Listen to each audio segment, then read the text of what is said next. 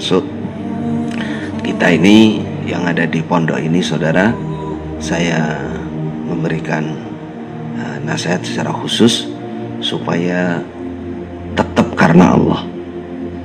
Apapun yang terjadi, tahan ini karena Allah.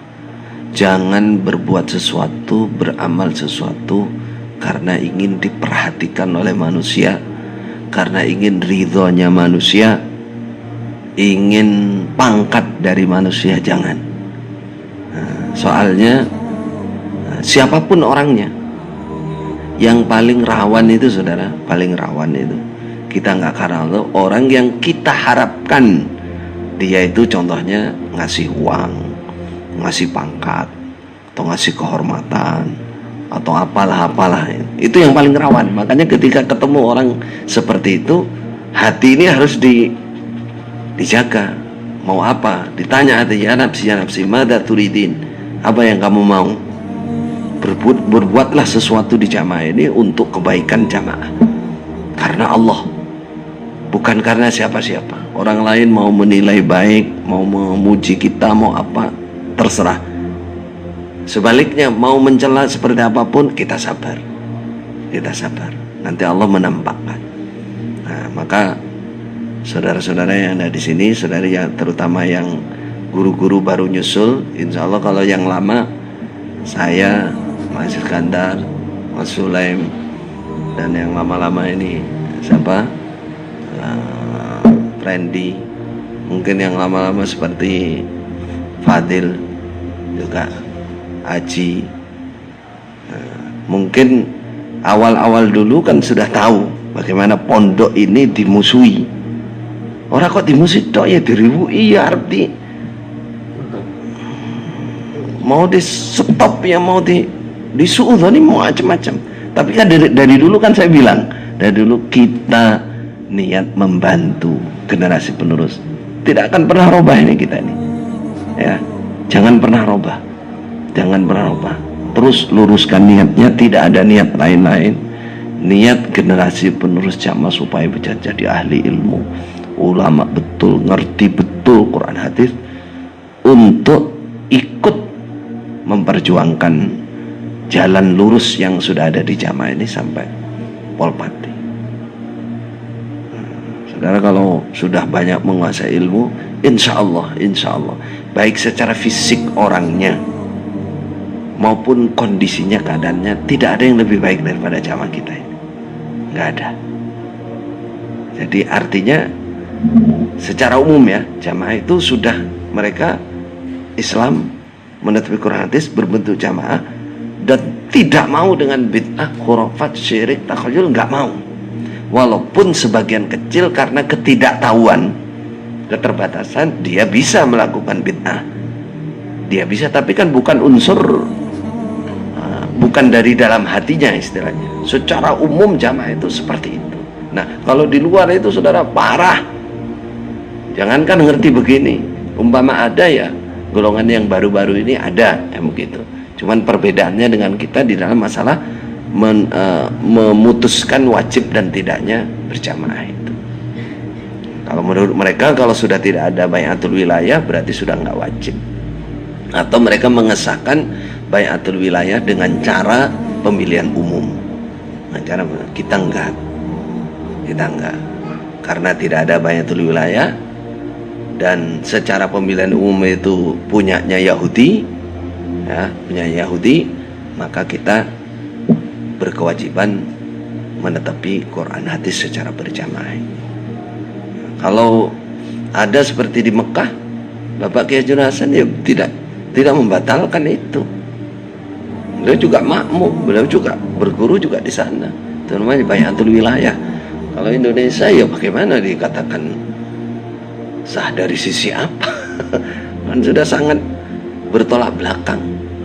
Artinya saya kembali lagi, saya mengingatkan sama semua ya, yang baru-baru terutama mungkin di pondok sudah kebagian, sudah lancarnya.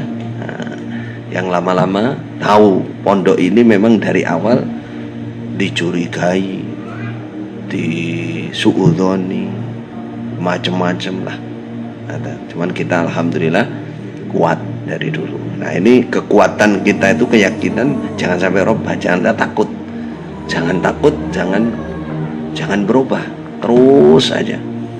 Nah, pondok ini kan termasuk istilahnya buahnya sekarang sudah ribuan orang. Nah saya kabarkan sekarang kita lagi dicoba juga ini ya, guru-guru, ustadz-ustadzah, sabar, jangan suudzon, jangan terpancing. Jadi pergerakan tahfidz ini di dalam jamaah kan sudah besar dari beberapa bulan yang lalu ya. Dari awal sih memang ada beberapa orang yang tidak senang, tidak menghendaki ini. Padahal ini perjalanannya kan sudah, terutama halakoh yang kemarin itu 30.000 itu ya. Jadi di dalam sendiri ada beberapa orang ya, qadar dari Allah. Innallaha ja'ala lil ma'rufi a'daan. Ini belum seberapa kayak gini, kalau zamannya hajat sudah. Kalau apa-apaannya ini cobaan kayak begini ya lah biasa aja, orang lapo-lapo kok. Ya, cuman memang sekarang yang bikin panas telinga, kok telinga, mata apa hati, medsos itu, wah berita macam-macam. Makanya saya sendiri udah gak mau lah baca-baca kayak gitu. Kalau ada apa-apa saya wacana nopo isine, saya nggak mau gatek ngono wis juarno wis. Nah, ngapain ngikuti kayak gitu, orang sudah beritanya diolak-alik nggak genah. Adapun orang yang terpengaruh dengan medsos, itu urusan dia sama Allah. Bagi saya pribadi dari dulu nggak kehilangan keyakinan dengan jamaah, dan saya tidak pernah insya Allah dari lisan ini keluar nasihat atau motivasi yang bilang bahwa keimaman di jamaah ini tidak sah, nggak pernah. Kalau ada begitu fitnah, dan itu akan bertanggung jawab kalau nggak di dunia, di akhirat. Siapapun yang berkata begitu itu fitnah. Kalau untuk saya lah ya. Nah, karena itu tidak tebus. Yang ada di saya itu adalah yang saya baca perjuangan Bapak Haji Hasan, saya perkuat, dan itu yang paling selamat. Saya melihat secara dalil memang perjalanan jamaah ini yang paling tenang, paling ono jaminan. Makanya dulu Bapak Haji Hasan pilih ndi gue sing ono jaminannya, kalau belum pasti, belum ada ono jaminan. Nah itu. Jadi sekarang saya barangkali yang belum mendengar nggak apa-apa, belum mendengar ya nggak usah mendengar. Nah, yang sudah mendengar saya ingatkan, sampean harus tetap lurus karena Allah, berakhlakul karimah, jangan terpancing. Kalau dihasuti orang jangan balas menghasut, jangan balas menghasut. Mungkin orang itu tidak tahu, walaupun secara kasat mata orang itu memang hasut, tapi kita serahkan aja kepada Allah. Nanti Allah sendiri yang memberikan peringatan, insya Allah. Jadi kalau orang memusuhi orang seperti saya ini, insya Allah tidak memusuhi manusia, memusuhi Allah Rasul. Karena apa yang saya sampaikan itu ilmu, Quran dan hadis. Dan kenyataannya saya tidak berbuat kerusakan, saya meningkatkan keilmuan. Makanya diingatkan itu orang-orang yang tidak tahu, istilahnya jangan main-main, Dan kalau pribadi saya, insya Allah saya maafkan. Tapi kalau Allah tidak terima, itu urusan Allah. Karena yang dimusuhi adalah urusan ibadah, urusan Al-Quran dan Al-Hadis, urusan dalil. Nah, tidak memusuhi pribadi seseorang, bukan. Kalau memusuhi bakul etek kalau memusuhi warung, ya dia paling urusannya warung. Tapi kalau memusuhi apa yang saya keluarkan, apa yang saya programkan, itu musuhi Quran hadis, memusuhi Allah Rasul. Tidak lama orang seperti itu kalau itu sadar, ya. Kalau itu bukan karena salah paham. Kalau itu berangkat dari hasud, nanti Allah sendiri yang menolak. Yang paling penting di sini, di pondok ini, barangkali nanti ada apa-apa, barangkali.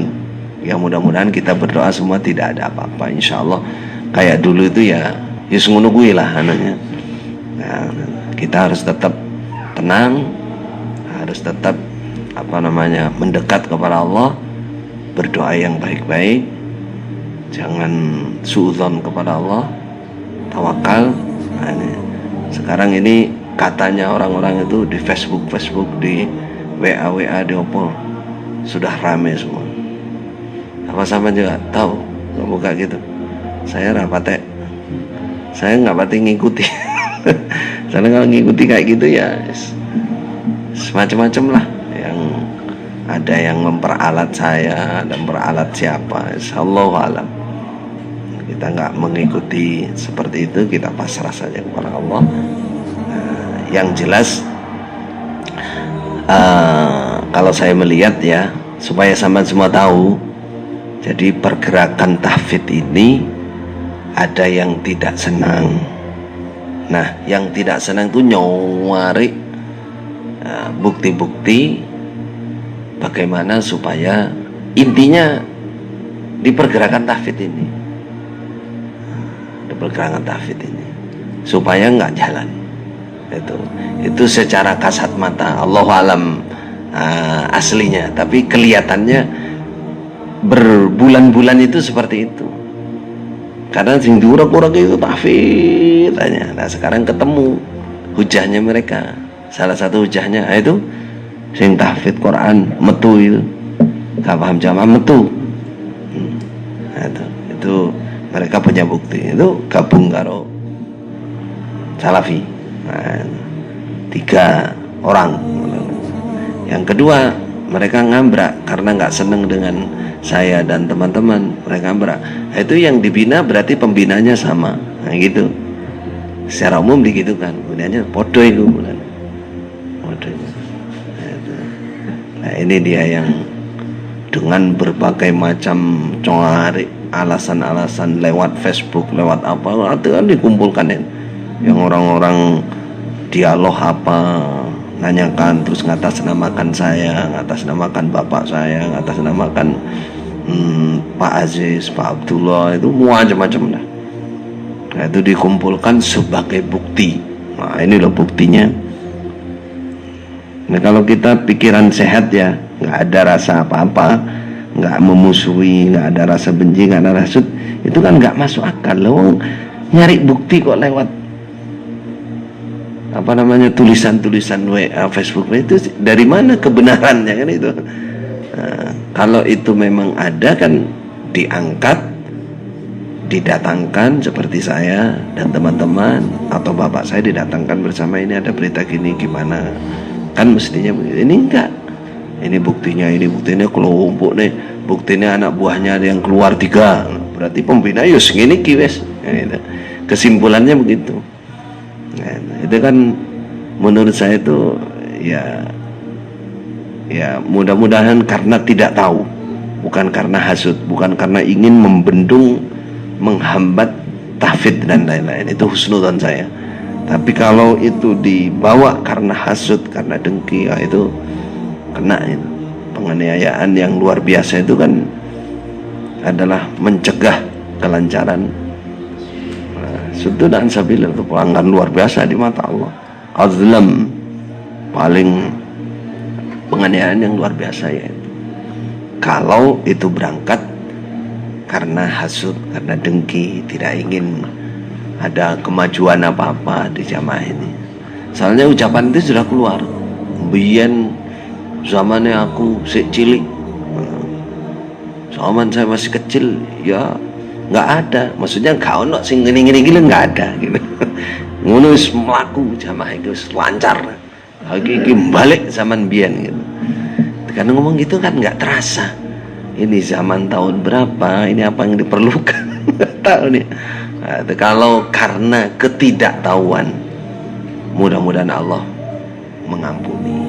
Tapi kalau itu berangkat karena kedengkian, karena macam-macam strategi dan macam-macam, nah itu Allah sendiri nanti yang menunjukkan. Mesti becik ke titik Allah ketolong. Maka saya mengingatkan, saya nasihat seperti ini, ngasih tahu sampean supaya sampean tetap karena Allah, tetap sabar, jangan terpancing, jangan emosi. Rugi kita Muhammad. WA sebelumnya saya tenang, sekarang itu WA mungkin berapa menit sudah muncul pertanyaan-pertanyaan. Kami siap membela, kami siap.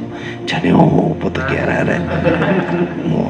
di Cikarang kami balik daerah, sak daerah kami siap. Iki enak apa tuh aku sampai aku lah saya ini lah gak ada apa-apa aku. Loh katanya dia umpama begitu betul saya lo nggak ada apa-apa. Jadi lo gak apa-apa, sampai sing sabar, husnudzon, pasrahkan Gusti Allah. Doakan yang baik-baik, sama ini tetap utuh, tetap lancar, keilmuan tetap lancar. Nggak bisa dengan cara begini, mungkin nanti ada cara begini, cara begini. Allahu alam. Semua kan ada di tangan Allah. Makanya barangkali sampai nanti akan menghadapi hal-hal yang ya cobaan-cobaan seperti ini, yang tenang, nyatakan.